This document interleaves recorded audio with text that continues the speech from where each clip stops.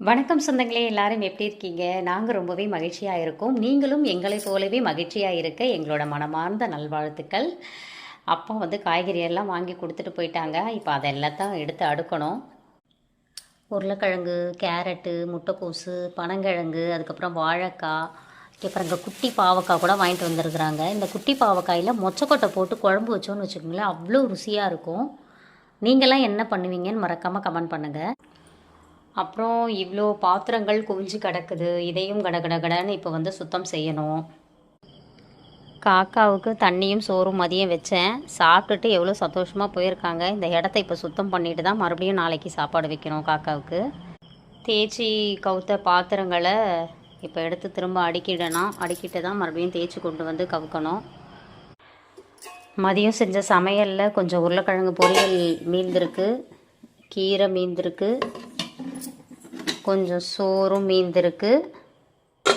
இது எல்லாமே அப்பா வந்து சாப்பிடல, அவரோட பங்கு தான், வெளியே போயிட்டாரு. அப்புறம் முட்டையும் இருக்குது.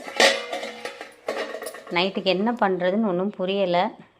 இந்த ஸ்டாண்டு பார்த்திங்கன்னா நம்ம டைல்ஸுக்கு மேட்சாக வாங்கியிருக்கோம். இங்கே பாருங்கள், டைல்ஸ் மாதிரியே இருக்கும்.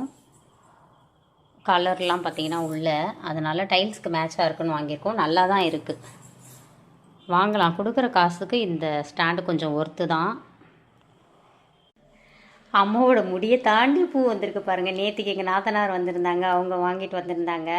பூஜாவும் வருஷாவும் கேட்டேன், நீங்களும் கொஞ்சம் வச்சுக்கோங்கன்னு சொல்லிவிட்டு, எனக்கு வேண்டாம் நீ வச்சுக்கோமான்னு சொல்லிட்டாங்க. நான் அழகாக தலைவாரி வச்சுக்கிட்டேன்.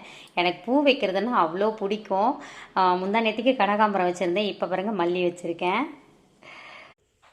இந்த ஸ்க்ரீன் தான் நம்ம ரூமுக்கு வந்து செலக்ட் பண்ணியிருக்கோம். நம்மளோட வார்ட்ரோப்க்கு கலருக்கு மேட்சிங்காக எப்படி இருக்குன்னு சொல்லுங்கள்.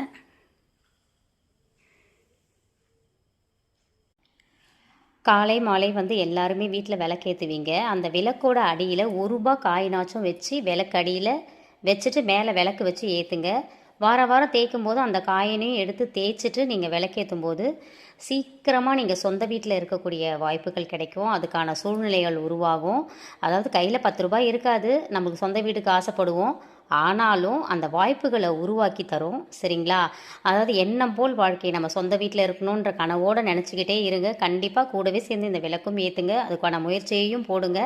நிச்சயமாக உங்களுக்கும் சொந்த வீட்டில் இருக்கிற வாய்ப்புகள் கிடைக்கும். வாழ்க வளத்துடன்.